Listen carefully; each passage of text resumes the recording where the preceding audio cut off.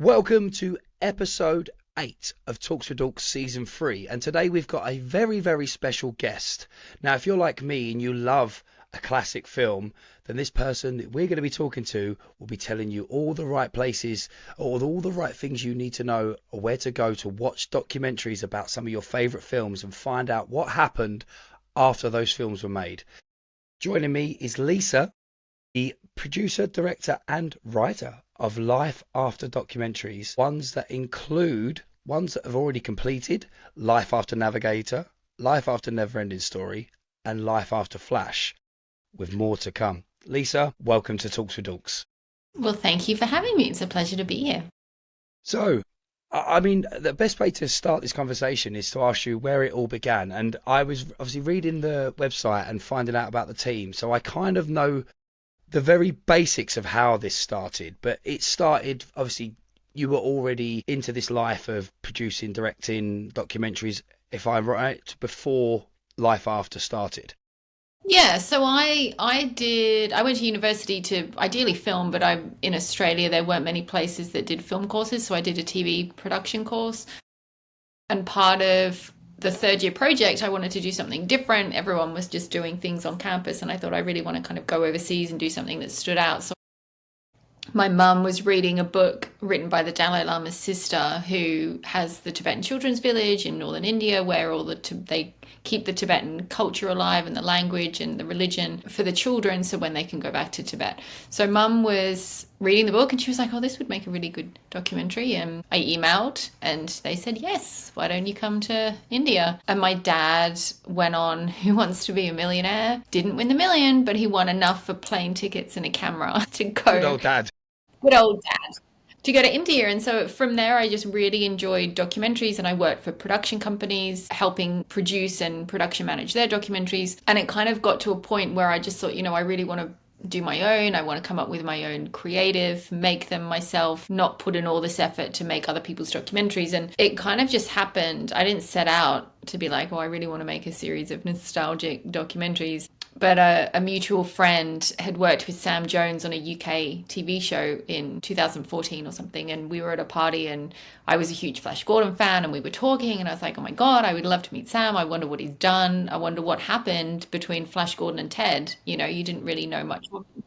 And we would just said, oh, that would make a really good documentary. And I was like drinking wine, going, let's call it Life After Flash. And then I wrote a treatment and she sent it to his agent. And then we were Skyping in October 2014. And then we were in Texas in January 2015 filming. So it kind of happened all really quickly. And I was very appreciative and grateful of Sam to say yes to this indie filmmaker from England with no track record of feature documentaries to date. And we just got on really well. And Ash, my husband, who also helps produce all the documentaries and many other things, said, why don't we do it a series? And so I had obviously a huge list of films that I would love to do documentaries on. And it just so happened that the next one that worked out was Navigator, because I managed to connect with Joey, and then that's kind of a concise version of how it all began. But it definitely found me rather than me seeking out. But I love my childhood. I love nostalgia. I love celebrating these things that are so special to me that I grew up with. It's definitely very fitting for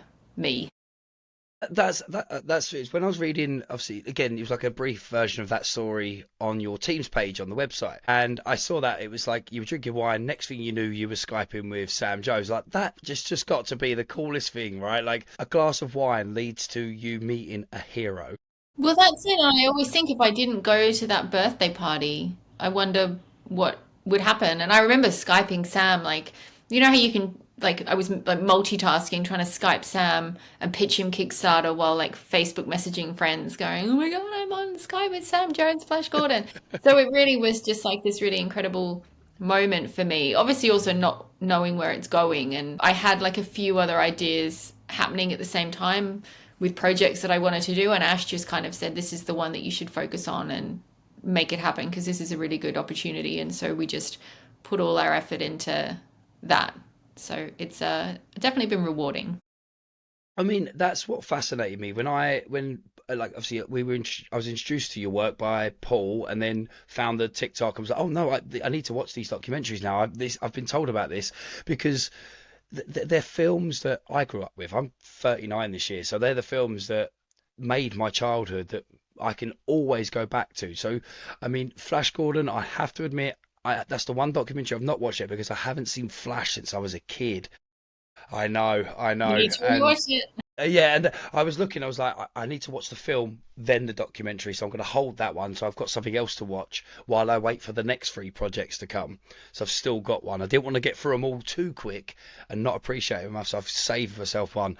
But it's like, again, the opportunities that you've got to go forward with different films now, like you've got three in the can that are on your website that you're mid making, three of them, not one. You've got three films, which is Goodfellas, which Yeah. am I right? That's to do with your husband, is it? Because is that Well, that is it's his his favorite? that's his favorite film. And again, like just the opportunity came up. We happened to be talking and he was like, this is great doing these documentaries and but I was the Never Ending Story fan, I was the Flight of the Navigator fan, and he was just kind of half joking, said, why can't we do a film that I really like? And then a friend, Adam Gradwell, who represented people for Comic Con's appearance agent, texted the next week, literally the next week, and just out of the blue said, what about Life After Goodfellas? I know Chris Cerrone, who plays Kid Henry. And I said, Ash, maybe this is the sign that we need. Then we had a call with Chris, and he was lovely, and we got along like a house on fire. And so that's how that happened. But I think Ash is definitely enjoying doing a documentary on a film that he lives and breathes for a Yeah, change. I mean, I'm sure he's probably a fan of the films that you've already made, obviously, because who isn't a fan of the Never-Ending Story and Flight of the Navigator and Flash Gordon? But when it's that one that hits you, that's why when I first commented, I was like, I'm gonna make a Stand By Me comment because I hope if that's not on your radar, I'm now gonna be on your feed making sure that that is I down the mean, line. there's definitely a lot of films on my radar. Yeah, There's so many moving parts to how it can happen. I mean, beyond just the three that we have completed and the three that we're in production with. I mean, I had sent out a ton of emails to people to try and get others off the ground. And I always believe in the things happen when they're supposed to happen. So the opportunities that I've had for these current three wouldn't have happened if we hadn't done the early three. So any that are in my head that I would love to do, I don't kind of stress about if people say no initially or I can't make contact because I feel like everything's supposed to happen when it does. But definitely I have a long list of things that I would love to do. absolutely. I mean, that's it. I mean, I think that's something we talk about on here a lot is if you don't shoot your shot, you'll never get what you want. You can always go, I'd Yeah. love to do this, but if you're not trying, how are you ever going to make it happen for yourself? Something I firmly believe in is that if you don't take that opportunity, you'll never get anywhere. Like, for example, look at this right now. If I hadn't have just said, "Oh, could I get you to come on the podcast?" I'd never be able to find out your story and be able to find out more about these documentaries that you're making about films that I love. Yep. Exactly. Exactly. We can thank Paul for that. Yes, Paul Johnson, he seems to be connecting me with so many people, so I will praise him up and I will make sure that he doesn't get too beaten up on his first ever wrestling show that we're doing. Yeah, well, we all will be there in spirit when he does that. I'm excited for him.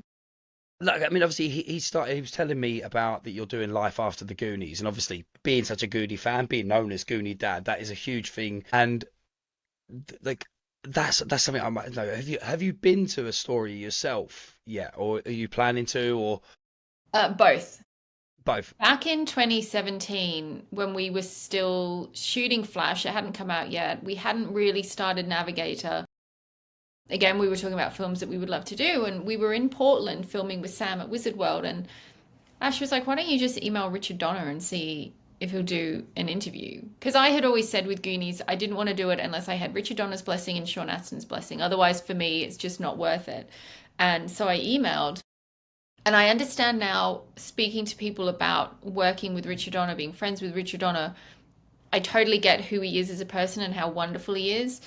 And at the time, when they just wrote back and said, yes, come in for an interview, I was like, why would he say yes like that? I wasn't expecting it, I think, because you're so used to normally people of that level having gatekeepers and it's really hard to get in contact. But he just said yes. And so we were planning this interview, and because we were in Portland, needing to drive to Seattle, I said to Ash, oh, I can't, like, we're so close to Astoria. Can we just like pop in for lunch so I can see it. I want to see the house. At this, when I, in 2017, Bayman hadn't owned it yet. So at that time, the house you couldn't get close to. So I kind of just saw it from afar.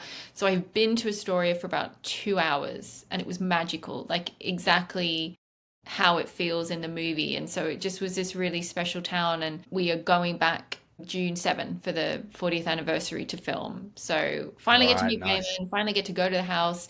Part of the crowd fund, one of the things Bayman kindly offered was to have a movie night in the house. So we're going to be all watching The Goonies in the Goonie house. And I'm just really excited to kind of be there when it's swarmed by fans and go to Cannon Beach. And so, yeah, I'm really excited about that. Wow. And to spend more than 2 hours there. So it really is a special, special place. I mean, like we were saying before, like the films that were filmed in that one town, Free Willy, Short Circuit, and The Goonies. And Kindergarten Cop, Oh my God, yes, of yeah, course, Kindergarten Cop. And yeah. then again, like Oregon seems for me is the place that I've been close to. I've closest I've been is to Los Angeles, and I really, really wanted to go, but it was trying to. It was like the trains, the flights, just to get there. 'Cause you think it's only the state above. It's It's quite a big state. it's a bit of a distance, but like so obviously you've got Astoria for those, and then Portland and Brownsville, Oregon is for Stand By Me. So I was like, I need to spend a good 2 weeks because it will just be the inner child of myself seeing everything he's ever dreamt of seeing because they're there, and I'd love to vlog it, do the whole thing. If I was going to Brownsville, I would want to wear, I'd love to dress up like Chris Chambers in Stand By Me, the white t-shirt, the cigarette packet rolled up, and just to feel like I'm there. I mean, Yeah. I'm a little bit older than he was in the film, but But the thing about somewhere like Astoria is it feels like how it looked in the film. So it's not like you're just going to a town that, has been bulldozed and new buildings and you're like, maybe on this spot this scene happened. Like it feels like you're in the Goondocks, which is why I just think it just is this really magical place that is extra special for Goonie fans or Short Circuit fans because it feels untouched. yeah, that the pictures and videos I've seen of the town, it just like you say, it looks like a movie. It looks like a movie set Yeah. without it being an actual set. Honestly, I think that is one of the future plans for me. Like I say, if you don't shoot your shot, is to even if I take the family or if I can arrange it with the podcast, is to go there and say, look, lads, especially the older guys in the team that will love these films, is like we're going to go there and we're going to see everything that we wished we were part of as a kid, and we're gonna see this and we're gonna do it. And we've become friends with Bayman and stuff like through the podcast. It's like we send a little message. They know who we are. We might be able to maybe not get a movie night watching the Goonies on its 40th anniversary. That's so cool. I know, I'm so excited and it just seems kind of a bit surreal at the moment. So not only because obviously I didn't get close to the house last time, so Yeah, not only just to be close, but they're also renovating it to be like it was in the movie. So I think by the time we get there, they'll have like the contraption and the zip line and it'll the decor and the design of the house will be like you're in the Goonies. So yeah. it'll Because be I see surreal. they were doing a lot of like renovating and. I mean, if you're gonna have that house, you wouldn't want it. Like, have you seen what they've done to the Home Alone house? It looks so modern and lovely, but Yeah. it's not the home. The layout is kind of the same, but to me, it's like if you're gonna have that house, I know it's worth a lot of money. You should keep it the way it was because that's what people want to see. They don't want to see a pool table and white walls. They want to see it looking like 16 people are going crazy about to leave to go on holiday. Yeah, it's interesting. I think because you hear stories, and there was just that documentary, The House From, as well, which Mm. was a really interesting look at people who own movie houses. And I think if you're buying a house that has a movie history, if you're not a fan of the movie, you have to go into it knowing that you're going to be a pilgrimage for people. So it's like the lady from the documentary who owned the Halloween house, has like a pumpkin out the front and photo opportunities for people, and Bayman now with the Goonie house. And I feel like it's like you should embrace it if you're going to buy a movie house, or just don't buy a movie house if you're not a fan of the film. Yeah, no, exactly, because it's an opportunity. That how many millions of people wish they were you that owned that house? Yeah. So, and there are millions of people that would do what we'd want to see, make it look and feel like it should feel. Why would you not want to do that, because otherwise, to me, it's like you're kind of like a Grinch if you're not doing that, because it's an opportunity wasted, because you'll make so many people's faces light up to see it like it should be. And like I had when I went to America, this is one of my favorites. Like I said, I was really, really trying to make it work, because I'm this close and I may never come back. This is took me a long time to be able to even come to America, let alone come to the West Coast, looking around, and it just weren't going to happen. So I was like, I'm not going to get my Stand By Me moment, but I'm still going to LA. It's going to be amazing. But we did one of those, where you go around and see the houses and stuff, which if you've never done one, it's not as fun as you think, because they don't take you as close and you do not see celebrities. We were pulling up and they were like pointing, like, look over there in the distance, right? If you see that window, you can see a mile. That's Bruno Mars. Oh, Yeah, okay. behind But the security gates and yeah, the hedges, and yeah. if you've got a really good pair of binoculars, you might be able to see the window of someone's famous house. But as they come back round to Beverly Hills and up to Hollywood, they were driving down this road, and the guy was like on the talking through and said, "This is the most famous strip of nightclubs in America, sorry, in Los Angeles and Hollywood." And as he said it, my head went, "I wonder if this could be where the Viper Rooms are." Because River Phoenix, Johnny Depp, obviously, club. And as I thought it, he came through and said, "If you look to the right, you'll see the famous Viper Rooms." And my heart started racing. And he was explaining the story of River Phoenix, pointed out literally the place where he collapsed. So I was welled up with tears. I was like, I got my Stand By Me moment. Okay, it's not the moment I was expecting, but like, how more powerful can that be? But because I mean, it's making me emotional saying it, but I've just seen the place that I've heard of, like, where one of the greatest and most wasted talents as such lost his life.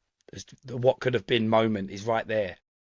Also, it So gives you it's a more personal connection, doesn't it? Because growing up, you think you're watching these films and it feels so unobtainable to Mm. that they're real people, or that you might ever meet them, or you might become friends with them, or so to be in a position where you're having that moment of, oh, now it's real, like he was a real person and this is where this tragic event happened. And it's a really kind of interesting experience as a film fan to have those moments. Yeah. So with the films that obviously you've made, you said Never Ending Story, Navigator, and Flash were your film. Which is your favourite film of all time, or do you not have a? Can you not choose because you love so many? If I had to pick, I mean, it's not like it wasn't going to ever win an Oscar, but it means a lot to me personally, just of what it helped me through is Dream a Little Dream, Two Corys. Okay.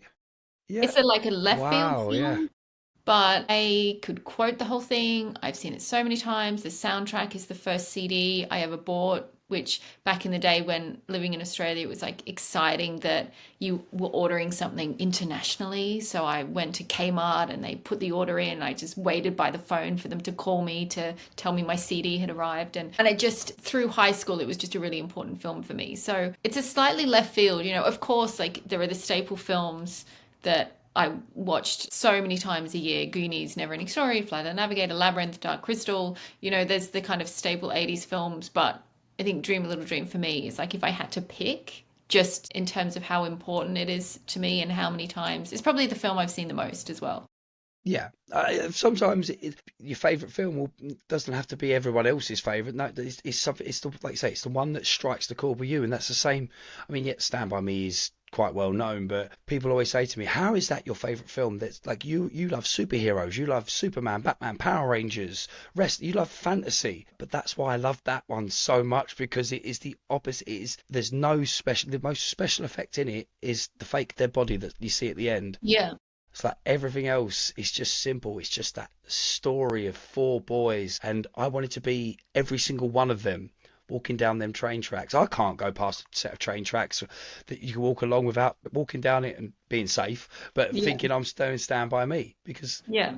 it's just, And that's it with when you talk to people about their favorite film. Like, it doesn't necessarily have to be. You get some people that say some Oscar-winning French film just to sound like that they're really cultured. But I just think you can never really explain to someone why a film is your favorite. It doesn't have to be the best made one. The acting doesn't necessarily have to be brilliant. It doesn't have to be a multi-Academy Award winning top 100 films to see. It's so personal. It's just really hard to describe the feeling of why it's your favorite film. it's down to different things, isn't it? It could be who you saw it with, Hmm. where you was when you saw it. It's a million things because it's that holding on to what it is. And like I say, so for you to now be working on films and working like meeting people that have starred in these films that have meant so much, like you're getting to ask the questions that millions of us have wanted to know, and that you've probably thought of yourself like, I wonder what was it like to work with Max the robot in Flight of the Navigator, or what was it like to meet Falcor for the first time. I mean, I was watching Neverending Story 2 last night. I know it's controversial with some fans that it should never have gone past one, but I kind of love number two. I really like number two. Number three, I think I've only ever seen a couple of times, but number two and one, to me, they are brilliant. They are brilliant films. So how's that? Like when you get the opportunity to, you met Sam Jones, you're meeting Joey Kramer, isn't it, from Navigator? Like, and obviously with all the trouble, listen to all the troubles he went through. Like, how does it feel, and what is going through your head when you get to sit with him, or you get the opportunity to ask the questions? How does that feel as someone that, as a fan, as someone that's being professional as well?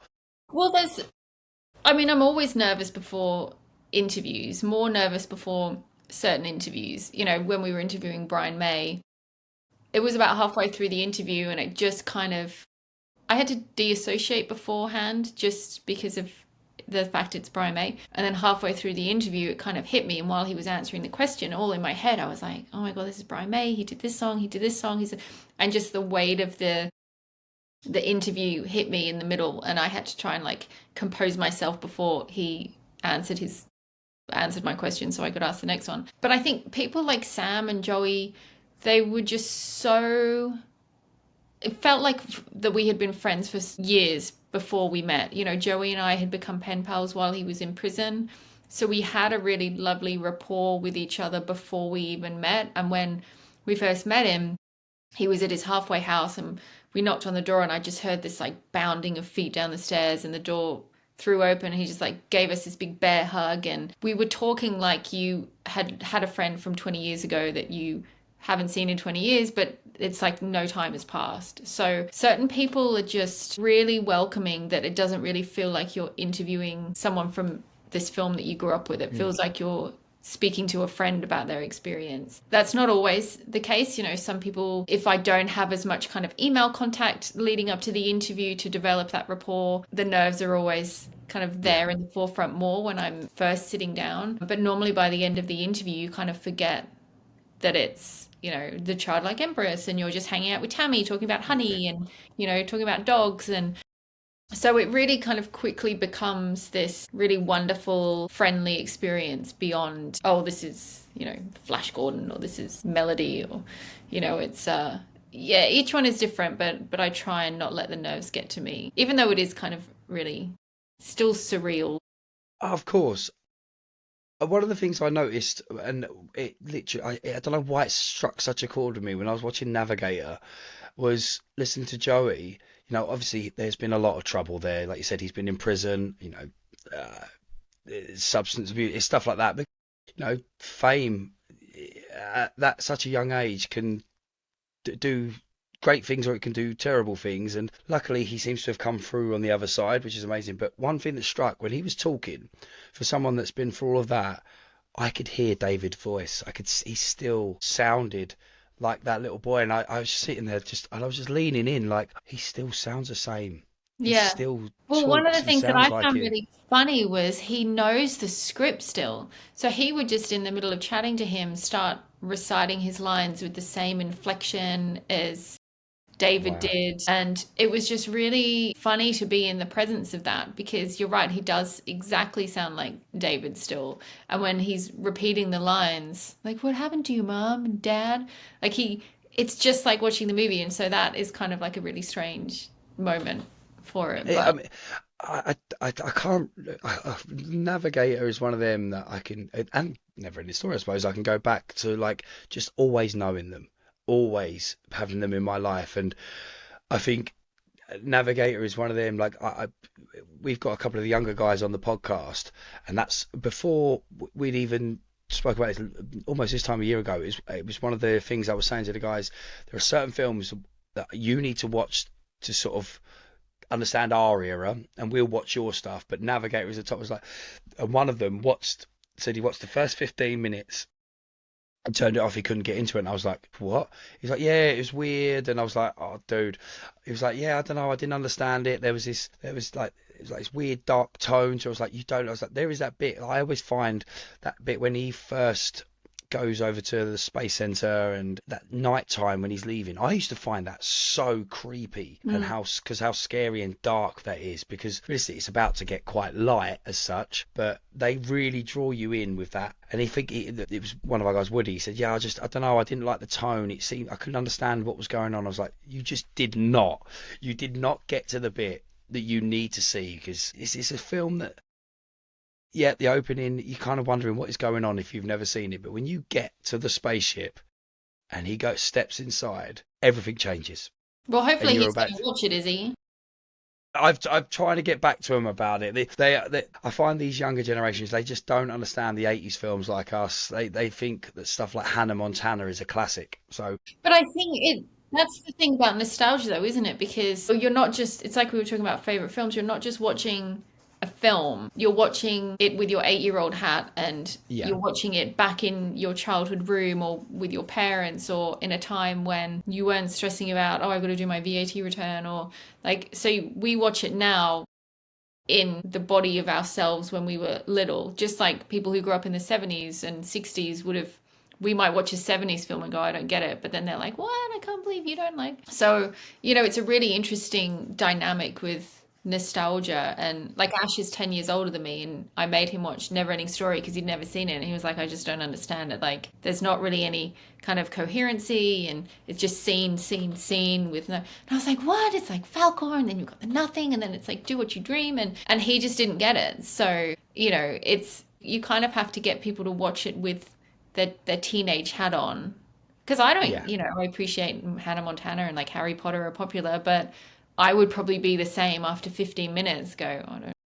Yeah, it's not for us. They say it's different generations, but I'm one of these that it's like, for me, my nostalgia, my generation was the best one, Of because course, of I course. mean, there's a reason why most of the world is still holding on to the 80s, because I mean, yeah, they didn't need $200 million of special effects and just green screen. A Yeah, lot more was practical than you think with these things, and there's a reason why, even going back to the 70s with Grease, for example. Obviously, I know that's another project you're doing, but like Superman from that film, that 50 years later, that them films still hit with all generations, and they can. So it's like there's something about that, because I feel like these films these days, they are spectacular and they will make $1 billion, but will people still really be holding on to yeah, them like they hold on to Beetlejuice, Back to the Future yeah. in 30, 40 years?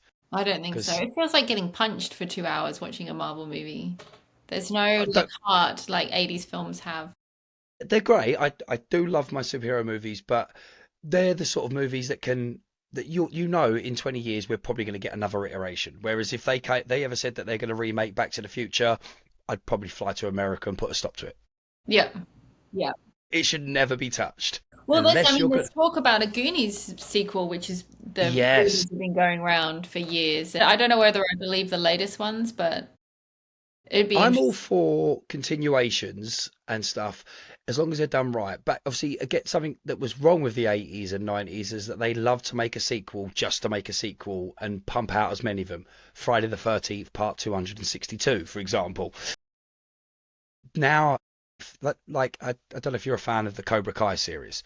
For me, You know what? I haven't watched it, and I really need to because I oh do my love God. Karate Kid. So I haven't got around to watching it yet.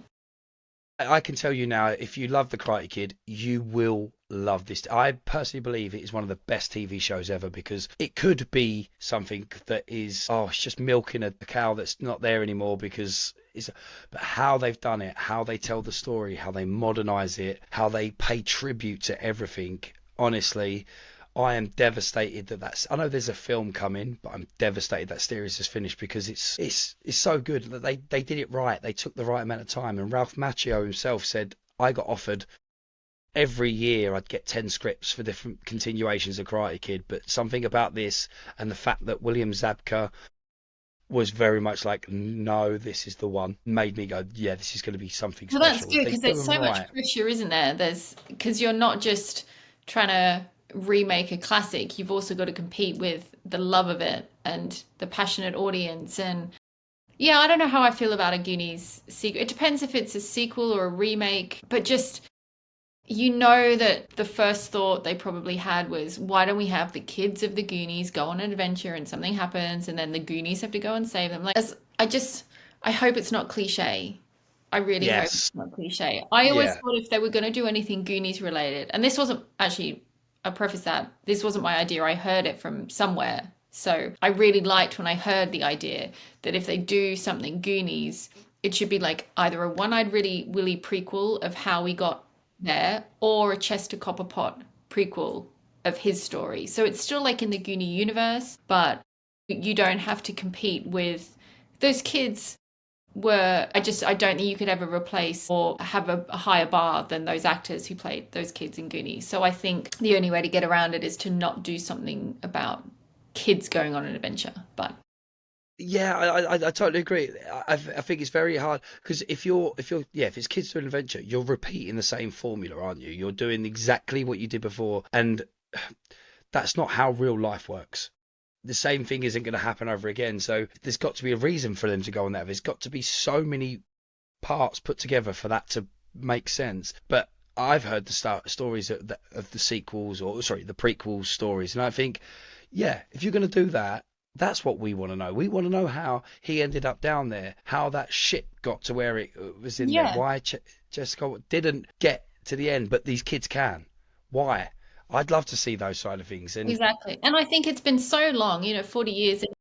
If it had been said that Spielberg and Donner had been open to a sequel and had pitches for sequels, and if they didn't ever see anything that was good enough in 40 years before Donner passed, I just don't think you're ever gonna get anything that's good enough. And I feel like I to do like it without Richard Donner would be a crime. I like that you said good enough twice, like little reference there. I didn't even say good. Yeah, you're welcome.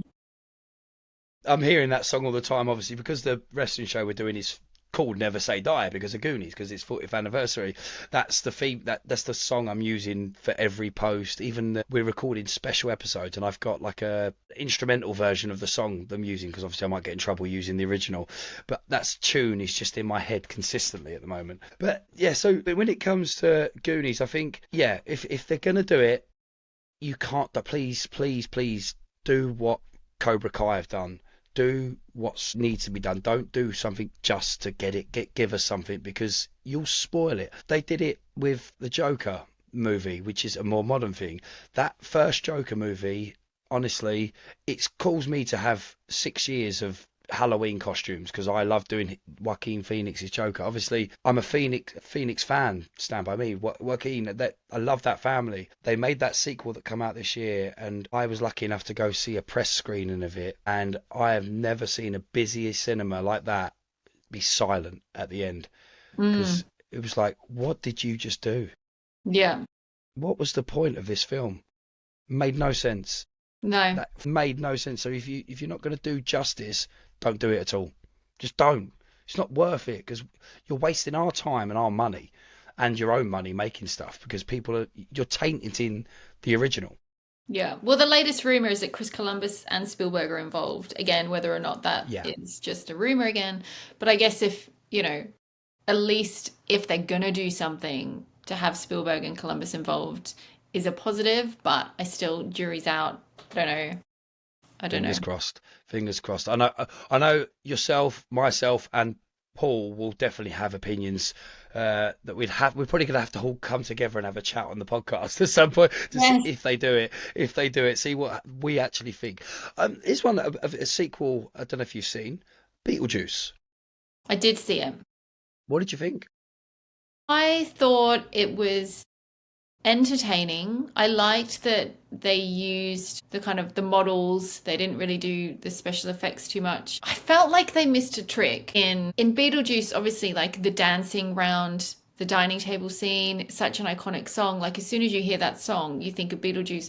I feel like when they tried to do that again in the church, the song wasn't right. Like it wasn't memorable. Even as soon as the scene finished, I was like, I can't even remember what the song is. Like I feel like that's such a great scene in the first Beetlejuice that there was such a high bar to do that again in the second one. That kind of fell flat for me with the musical number that could have been epic. But it was enjoyable. I'm glad I saw it on the big screen. I don't think it was as good as the first one.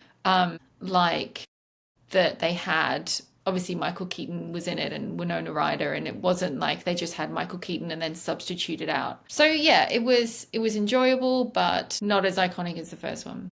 I've really enjoyed it. I think that, especially like I say, having the cast back, how they treated.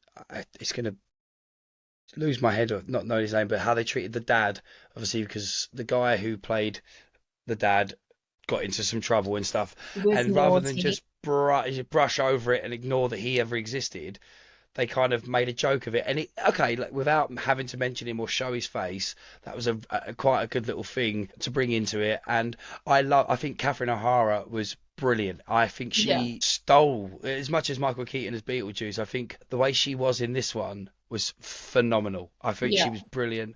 And I liked Bob, the little headed guy. He was funny. Bob and all of them, all the different Bobs, they were, yeah, let's say to me, it was like how they kept Beetlejuice in it only for 17 minutes, like he was in the first one. Yeah. Really good. And there was little bits of it I could, pick about, but I was like, Yeah. you know what? I think as far as sequels of iconic movies go, that was a good They did a, job. yeah, they did a good job. And I think for me, as a Michael Keaton fan, again, he's obviously my Batman. So in the last couple of years, two things I never thought I'd ever see again was him come back as Batman and him come back as Beetlejuice. Yeah. Yes, the film with him as Batman had a lot of issues, and there was every, but his part, him coming back and putting that cowl on and putting that costume on again, I'm happy as I can be, so I can go for it. I want to ask you, obviously, there are the projects you're doing, and I touched briefly on Greece. That was one of the first TikToks of yours I see. So your Greece is obviously as iconic a movie as can be, one of the most, if not the most famous musical movie ever. So I saw that you're working with some of the T-Birds.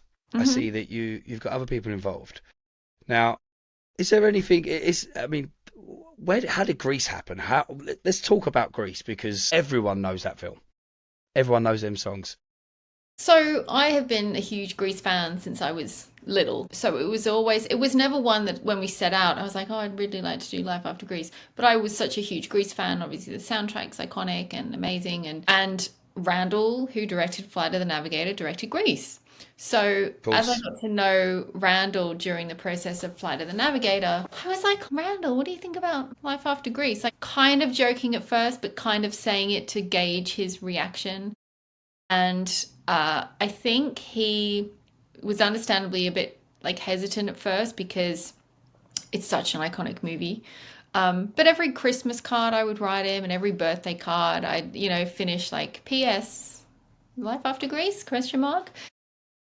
And then in 2022, he was coming out to Liverpool with the T-Birds and the Pink Ladies, and he asked me to help arrange a sing-along with them, that after the Comic-Con they would come and do a screening and a Q&A. And so I helped with that, and I went to Liverpool and filmed and met them. And he had kind of said in an email when we were emailing the T-Birds, which was so surreal.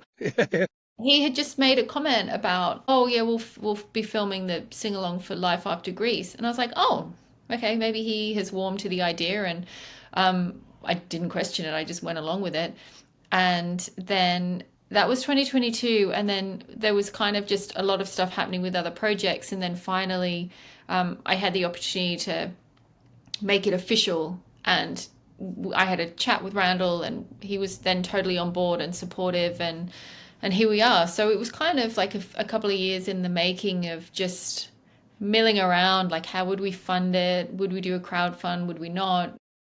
And then yeah, I think Liverpool kind of really kicked it off, and then Randall was really helpful in those couple of years before we went officially into production on it. Like he would at events with others, and he went to a Frankie Valli concert and a Frankie Avalon meeting. He'd film with his phone and he gave me all his archive. And so I think it'll be a really nice, I'm excited that it'll be like a personal insight into their relationship. I'm hoping it's almost like they've made it for the fans because of all the photos and the footage that we have. So, I mean, it's obviously a big undertaking, but we have, yeah, filmed with the three T-Birds. We've filmed two of the three Pink Ladies. We went back to Venice with the T-Birds. I mean, they're so wonderful and supportive. Lorenzo, Tom, we interviewed, and the casting director. And so there's more people who have said yes that we still have to get to. But I mean, it's quite an undertaking, but I also want to celebrate the stage part of it as well. Yeah, So we yeah, of interviewed course. Adrian Barbeau, who was the original Rizzo. Carol Demas has said yes, who was the original Sandy. Hopefully we'll get Barry Bostwick. And shout out to my friend Bob, who's just done Making Megaforce, by the way, if there's any Megaforce fans and Barry Bostwick fans. So I feel like it'll be a really fun celebration of Greece and their friendship, as opposed to just anecdotes from set, which of course will have like the making of, but I want it to be more of a personal insight into how special it is with their relationship, a tribute to Olivia, going back to Australia to film at the wellness centre, things like that. Yes, I mean, again, such an iconic film that when I saw that was the TikTok that made me find your TikTok, was you show the clip where they're walking down to the high school, and it was that little bit. I can't remember who it is, which one of them it is, but they make the noise. They do the little noise I think it when was they're messing it. Barry. Yeah, they make that. I can't think of the noise now in my head, but I just heard it and I went, "That's exactly," because he's talking. He's obviously talking about what they were doing, and they make that silly little noise that they're doing at the beginning. I was like, "It's so cool that that's such a little thing." I was like, "Oh yes, that's so cool." They really embrace the film, and that's what's been really lovely getting to know them on this journey, is that they just love being involved in Greece, and they're so proud, and they're such good friends, like genuinely such good friends with each other. And so it's really nice to see and capture. That's what I love about the now, is that the way that Comic Cons and way that things are going is that you're seeing the lot more people, a lot more stars attending these, because they're realizing that as much as it's great making these movies, it's the people that watch them that will share their stories. And if you know, if your most famous thing is for a film that is an absolute classic, why would you not want to embrace that? And I hate when you see celebrities that don't want to talk about stuff. Like, it's not like one of the things that I'd love to have, the person I'd love to have a conversation with, because this is a controversial thing to say. I actually prefer Grease too. I love Grease. I love Grease. It is a classic. But because there's such a hatred for Grease too, I Mm. don't know what it is. And then me and my sister have a thing. Like we this that. I love it. It's kind of because it's so not as appreciated as the other one, because everyone else appreciates It Grease actually one. has for a sequel, it has a surprisingly strong following, Grease 2, of all the kind of sequels that are out there, I think. And honestly, I'm seeing so many TikToks about it, and I was like, I really didn't know anyone else knew about this film other than me and my sister, because it's so good. I mean, the silliest songs, a song called Reproduction. I'll have to rewatch it. I've actually only seen it once, so I did scoff at Oh, my okay. face, but I should rewatch it and give it the time of day. Yeah, your face is this, you pulled when I said I prefer Greece. It's not, it's because, like I said, everyone loves Greece, and I love Greece, but I just want to give some love to the one that doesn't have as much love, because to me, they go hand in hand. You mentioned briefly Bob. I know we're going to wrap up very soon, but you mentioned Bob, and this is Bob Lindenmeyer. Am I Yeah, pronouncing that right? yeah. Why do I know that surname? Because I feel like that's a nice. He's very instrumental in the life after process. So we met on Flash because he reached out. He's like the world's biggest Flash Gordon fan, and at the time, I'm pretty sure he still has most of his stuff, but he had like Flash Gordon's sword, he had the tank top, he had Vulcan's shirt and a Hawkman club, and he just had this incredible prop collection from Flash, and Clytus's mask. And when I did the reunion of Flash Gordon, 26, maybe 15, he flew out with some of the props, so that was a really special moment. But he's been wonderful with graphics and opening titles and things for Flash and Navigator and Neverending Stories. So he's on the Life After website, which is probably why Yes, that's what I mean. I don't know you know the his name. surname. No, the surname. I don't like when I read it. I was like, Bob Lindenmeyer. I know that surname. I mean, he's just finished, and it's such a good documentary. It's, yeah, I'm so excited for him. It was originally going to be a Life After Megaforce documentary when he was just kind of playing around with the idea of doing one, but it ended up being Making Megaforce. Um, but so that'll be, I don't know what his plans are for release, but that will be coming out hopefully soon, because it's the most epic indie documentary I think I've ever seen. I'm almost jealous that it's not a life after, so I can't like have my, because what he's done in it and the ending. And I have to be honest, I tried watching Megaforce twice and I couldn't even get past halfway both times. So I'm not a Megaforce fan, but I really enjoyed this documentary. So hopefully if there's any Megaforce fans, they can enjoy it too. One thing that stood out about his bio on your website for me was that you mentioned about his collection of movie props. And that I'm all for that kind of stuff. I'd love to know what he's got because I love little trinkets like that. It's so I cool mean, when you we see people. stayed with him when we were doing his interview for Flash, and like he would wake up and there was like the creature from the Black Lagoon when you kind of come out the bathroom, and he has the Christine decal. Yeah, that He you had mentioned that. Yeah. Godzilla's foot. He had Babe, the pig, and just lots of like obviously the Rocketeer he really loves, so he has a Rocketeer's helmet. Whoa, what? That's a But deep cut, he, that one. yeah, but then he got, I've not seen Rocketeer, so who played Rocketeer? Whatever the guy's name is, he got Ooh, it to sign it and nice. apparently devalued the helmet, which I don't see how it can. And then he had a lot of Flash Gordon props. And I think even after we left, he ended up with Melody's wedding. Is it the wedding one or the orange outfit with like, oh, you haven't seen Flash Gordon. One of Melody Anderson's. I haven't watched the whole film in a long time, but Yeah. I know I know my bits. He just had this incredible prop collection and it was kind of like being in a museum. Oh, I'd love stuff like that. That's what I mean. That's what I live for. Is the nostalgia, isn't it? I know that you have got to go and do another chat soon. I I've do. really enjoyed this. Hopefully, we can do this again, and when more of the documentaries come out. Hope you've enjoyed yourself, obviously. I have. I have. Before we wrap up, would you like to give everyone your website, your socials, so they know where to find you? Yes. Well, lifeaftermovies.com is the website, and we sell region-free Blu-rays. They come with collector patches. There's a collector bundle for the Neverending Story one. We also have a Neverending Story VHS release, which is fun, and they play. So you can choose PAL or NTSC. And the Goonies Kickstarter is actually still it finished, but you can do late pledges. So if you still want to kind of be involved in the Goonies Kickstarter, just Life After the Goonies on Kickstarter, you can search and we'll pop up, and there are certain rewards that are still active. And then socials are all just really Life After Movies. Keep it There simple. we go. Honestly, guys, if you haven't already seen any of it already by this point, go check them out. I've had a great time, and I've still got Flash Gordon to get through, and then I've got three more coming that I'm really excited for. Lisa, thank you so much for the conversation. I have to do our quick sponsorship bit. Of course. If you are a card collector and you would like to get your cards graded, treefroggrading.com, use the code TWD15, you'll get 15% off. And don't forget, Talks with Dorks presents Never Say Die, happening May 31st. Myself and Lisa are going to be very excited to see our friend make his debut, Mr. Paul Johnson Naylor, with his tag team partner. So get your tickets, they're available now. The link will be downstairs in the bio and everything. My name's Ryan. This is Talks with Dorks. We're at Talk Dork Podcast. If you haven't already, subscribe. Lisa, thank you so much. Thank you.